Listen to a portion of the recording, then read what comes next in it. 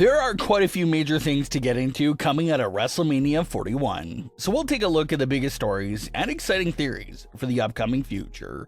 Starting things off with the brand new WWE Champion, John Cena, and the update he gave on himself coming out of WrestleMania 41.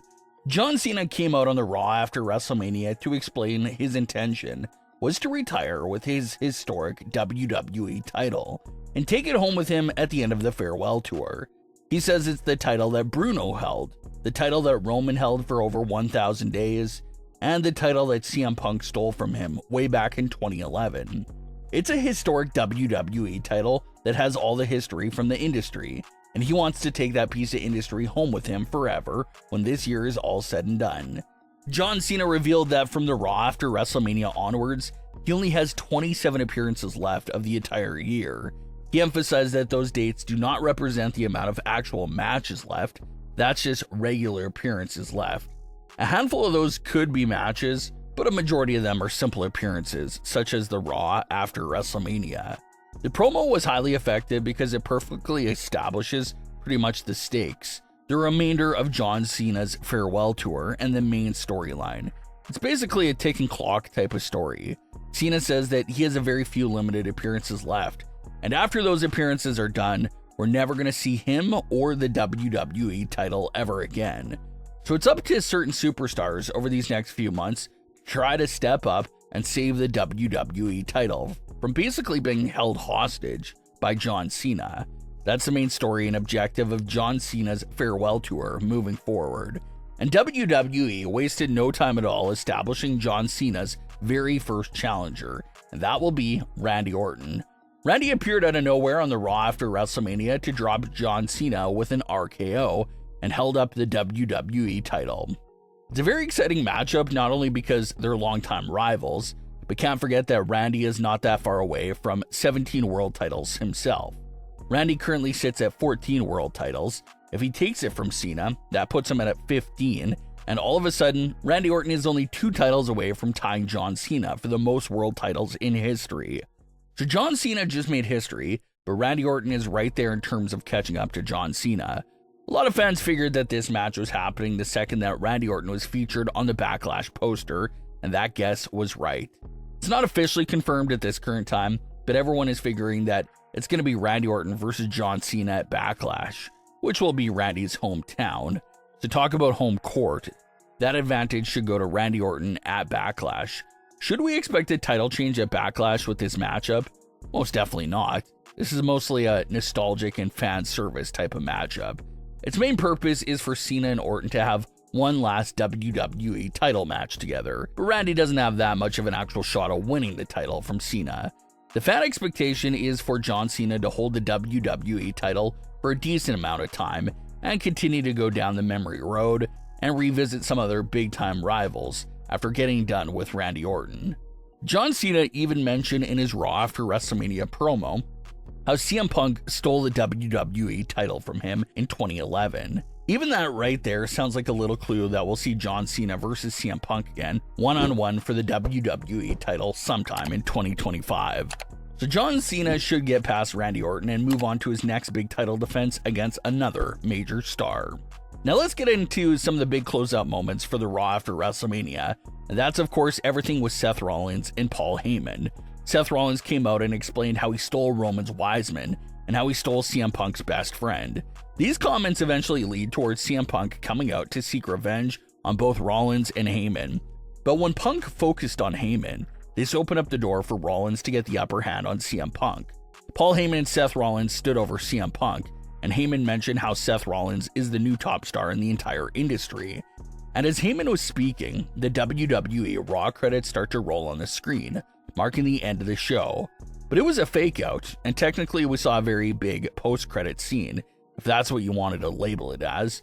Roman Reigns makes a surprise appearance to confront Seth Rollins and even land a super punch on Paul Heyman. But Roman is taken out by a mystery hooded man that turns out to be Bron Breakker. Bron helps Rollins absolutely destroy CM Punk and Roman Reigns. And then it's the reveal that Bron Breakker has officially joined Seth Rollins and Paul Heyman. For a while now, Fans have been saying that Bron Breakker is mostly the perfect ideal guy to be Paul Heyman's next young client, and that fan theory is now a reality.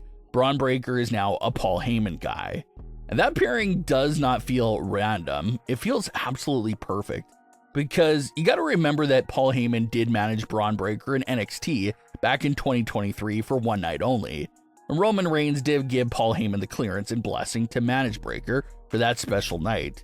It looks like Heyman really liked what he saw from Bron Breakker that night, and has now called him up all these years later for now this new special collaboration with Seth Rollins. So it's now Seth Rollins as the lead, Paul Heyman as his usual role as the Wiseman / special counsel, and Bron Breakker in what could be the enforcer type of role. So they're getting a nice little Paul Heyman family faction together here. And as of this moment, you got a couple of big fan theories out there right now for what this could be headed to.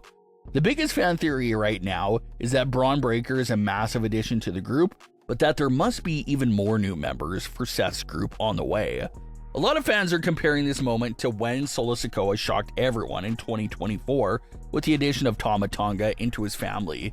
As we know, Tama ended up being the first of many additions that were later made to the group, so fans are getting the same vibes from Seth's new family. Bron Breakker was this huge exclamation mark on the start of his faction, but then Heyman and Seth had probably their eyes on even more new additional members. Everyone saw the new heights that Paul Heyman brought Roman Reigns to over the last few years, so realistically speaking, there should be a lot of superstars jumping at the opportunity to work with Heyman on this new project.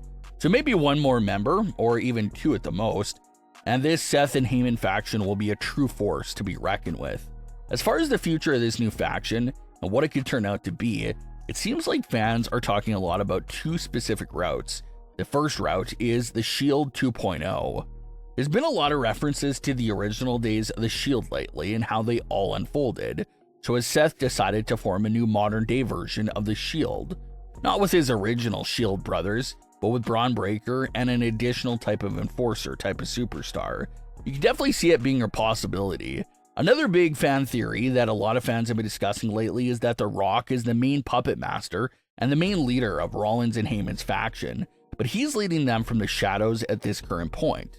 Rock did crown Roman at the Raw Netflix premiere, but we got to assume that there's still some bad blood there between Rock and Roman for the fact that Roman embarrasses their family and dropped the title to Cody Rhodes at WrestleMania 40.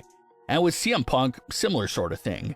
Punk and Rock may be friends out of the ring, but their on-screen characters have been at odds with each other pretty much since 2011. So Roman Reigns and CM Punk are the perfect rivals for The Rock to quietly target through his new group with Seth, Breakker, and Heyman. And since The Rock is closely affiliated with John Cena and Travis Scott, that means both of them would also come over to join Seth, Heyman, and Breakker. Meaning you would have the WWE champion John Cena, Seth Rollins, Paul Heyman, Bron Breakker, and even Travis Scott all together in one group that is being steered by The Rock from the shadows. Basically looking and sounding like a modern day version of the classic WWE faction, the Corporation. So that's a fan theory that's floating around right now that's a pretty epic sounding idea. Of course, depending on the execution of it all. But what are your thoughts on today's stories? Leave your comments below. Don't forget to subscribe with all notifications on, and leave a like if you enjoyed. Thanks for watching, guys.